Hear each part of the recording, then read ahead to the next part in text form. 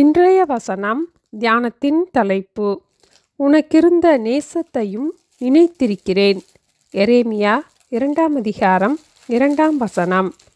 நீ என்னை பின்பற்றி வந்த உன் இளவயதின் பக்தியையும் உனக்கிருந்த நேசத்தையும் நினைத்திருக்கிறேன் என்று கர்த்தர் சொல்லுகிறார். நம்முடைய சிறு வயதில் கர்த்தரை நாம் பின்பற்றி வந்த நம்முடைய பக்தியையும் அவர் நினைத்திருக்கிறார். நம்முடைய வாழ்க்கையில் நாம் புதிதாக இயேசுவை நம்முடைய சொந்த இரட்சகராக ஏற்றுக்கொண்ட ஆரம்ப நாட்களிலே நாம் இயேசுவை பின்பற்றி வந்த பக்தியையும் அவர் மேல் நமக்கிருந்த நேசத்தையும் அவர் அறிந்திருக்கிறார், அதை நினைத்திருக்கிறார். இந்த ஜனத்தை எனக்கென்று ஏற்படுத்தினேன், இவர்கள் என் துதியை சொல்லி வருவார்கள் என்று ஆண்டவரோடு ஐக்கியப்பட நம்மை தெரிந்து கொண்டார். இவ்வாறு ஆண்டவரோடு நல் ஐக்கியத்திலிருந்த இஸ்ரவேல் ஜனங்கள் ஆண்டவரை விட்டு தூரம் போய் மாயையை பின்பற்றினார்கள் என்று எரேமியா 2 அதிகாரத்திலிருந்து நாம் அறிந்து கொள்கிறோம். எரேமியா 2 அதிகாரம் 19 வசனத்தில், நீ உன் தேவனாகிய கர்த்தரை விடுகிறதும் எத்தனை பொல்லாப்பும் கசப்புமான காரியம் என்று உணர்ந்து கொள் என்று சேனைகளின் கர்த்தராகிய ஆண்டவர் சொல்லுகிறார். கர்த்தரை விட்டு விடுகிறது, கர்த்தரை விட்டு தூரம் போகிறது, கர்த்தரை மறந்து விடுகிறது பொல்லாப்பும் கசப்புமான காரியம் என்று இந்த வசனத்தின் மூலம் நாம் அறிந்து கொள்கிறோம். நாம் ஆண்டவரிடத்தில் திரும்ப வேண்டும் என்று ஆண்டவரும் நம்மிடத்தில் எதிர்பார்க்கிறார். கர்த்தரிடத்தில் கிருபையும் அவரிடத்தில் திரளான மீட்பும் உண்டு. தாவீது ராஜா பாவம் செய்த போது தன்னுடைய இரட்சிப்பின் சந்தோஷத்தை இழந்தார்.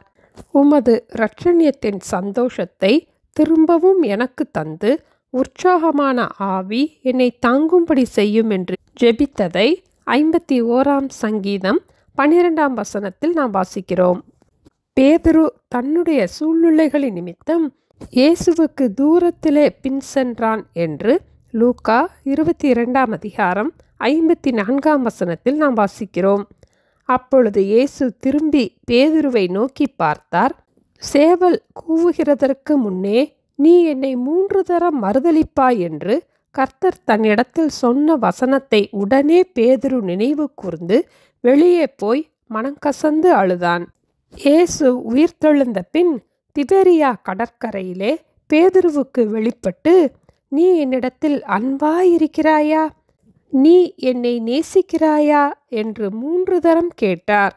பேதுரு துக்கப்பட்டு, ஆண்டவரே, நீர் எல்லாவற்றையும் அறிந்திருக்கிறீர், நான் உம்மை நேசிக்கிறேன் என்பதையும் நீர் அறிவீர் என்று கூறி இயேசுவை பின்பற்றினான். பின் 1 பேதுரு 2 பேதுரு என்ற நிருபங்களை எழுதினார். இயேசுவின் மேல் உள்ள அன்பினால் இயேசுவை பற்றி மற்றவர்களுக்கு தைரியமாய் கூறினார்.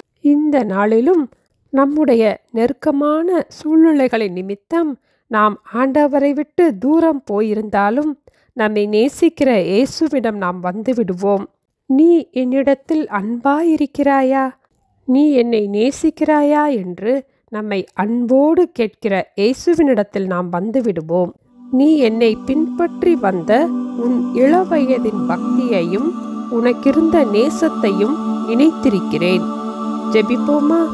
எங்களை நேசிக்கிற எங்கள் அன்பின் ஆண்டவரே, எங்களுடைய நெருக்கமான சூழ்நிலைகளின் நிமித்தம் நாங்கள் ஆண்டவரை மறந்து ஆண்டவரை விட்டு தூரம் போயிருந்தாலும் இந்த நாளிலே கர்த்தரிடத்தில் கிருபையும் அவரிடத்தில் திரளான மீட்பும் உண்டு என்பதை அறிந்து, ஆண்டவரே, உங்கள் மீட்பும் கரத்திலே எங்களை முழுவதுமாக அர்ப்பணிக்கிறோம் அப்பா.